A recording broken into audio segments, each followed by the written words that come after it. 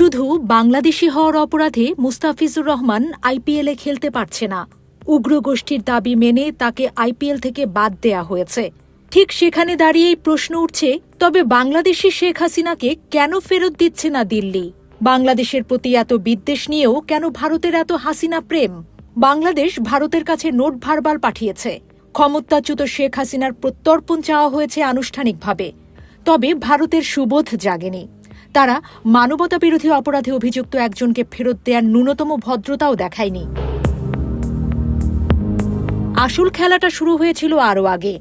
আওয়ামী লীগ সরকার ক্ষমতাচ্যুত হওয়ার পর শেখ হাসিনা ভারতে পালান আশ্রয় নিতে।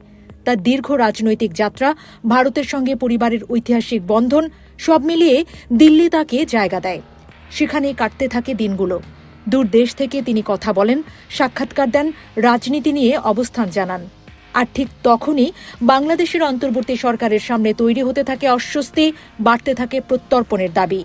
এদিকে আদালতের রায় যেন রাজনৈতিক অঙ্গনে আগুন লাগায়। মানবতাবিরোধী অপরাধের দায়ে মৃত্যুদণ্ড পাওয়া হাসিনাকে প্রত্যর্পণের চাপ বাড়ে। কিন্তু ভারত বলে তারা রায়টি পর্যবেক্ষণ করছে এবং তারা শান্তি, স্থিতিশীলতা, গণতন্ত্রের পক্ষে থাকবে। বাকিটাই পুরো নীরবতা। কেন এই নীরবতা? কারণ শেখ হাসিনা ভারতের কাছে শুধু একজন ক্ষমতাচ্যুত ফেরারি প্রধানমন্ত্রী নন, তিনি ইতিহাসের সঙ্গে জড়িয়ে থাকা এক সম্পর্কের প্রতীক। ১৯৭১, মুক্তিযুদ্ধ, মুজিবুর রহমান, আশ্রয়, দীর্ঘ রাজনৈতিক মিত্রতা, এসব শব্দ ভারতের কূটনৈতিক হৃদয়ে এখনও উষ্ণ। তার আমলে সীমান্ত নিরাপত্তা, আঞ্চলিক স্বার্থ সবকিছুতেই ভারত অন্যায্য সুবিধা পেয়েছে। তাহলে কি এমন একজন ঘনিষ্ঠ বন্ধুকে দিল্লি এত সহজে ফেরত পাঠাতে পারবে?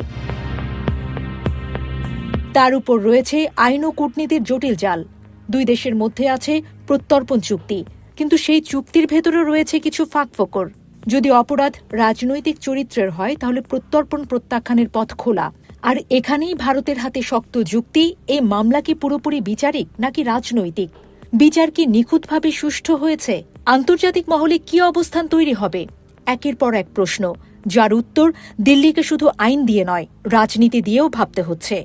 আরও বড় প্রশ্ন ভারতের আঞ্চলিক ভাবমূর্তি। যদি তারা এমন একজন দীর্ঘদিনের সহযোগীকে মৃত্যুদণ্ডের মুখে ঠেলে দেয়, তবে অন্য মিত্রদের কাছে কি বার্তা যাবে? নির্ভরযোগ্য না অবিশ্বস্ত?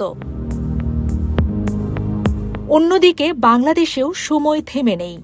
সামনে নির্বাচন, সামনে রাজনৈতিক উত্তাপ। ভারতের প্রতি ক্ষোভ, সমর্থন, সমালোচনা সবই হবে নির্বাচনী ভাষণের অংশ। এই ইস্যুকে ঘিরে দুই দেশের সম্পর্ক যে টানাপোড়েন পড়েছে তা আর গোপন নেই। দিল্লি তাই অপেক্ষায়, দেখছে, ভাবছে, হিসেব কষছে। সরাসরি কোনো সিদ্ধান্তে যেতে চাইছে না এখনই। ভারতের ক্ষমতাসীনরাও বাংলাদেশ বিদ্বেষকে বানাচ্ছে ভোটের হাতিয়ার। বিজেপি এই বাংলাদেশি বিদ্বেষ কাজে লাগিয়ে দিল্লিতে বাজিমাত করেছে। বিহার থেকে পশ্চিমবঙ্গ, সব জায়গাতেই একই তরিকা অনুসরণ করছে নরেন্দ্র মোদীর দেশ।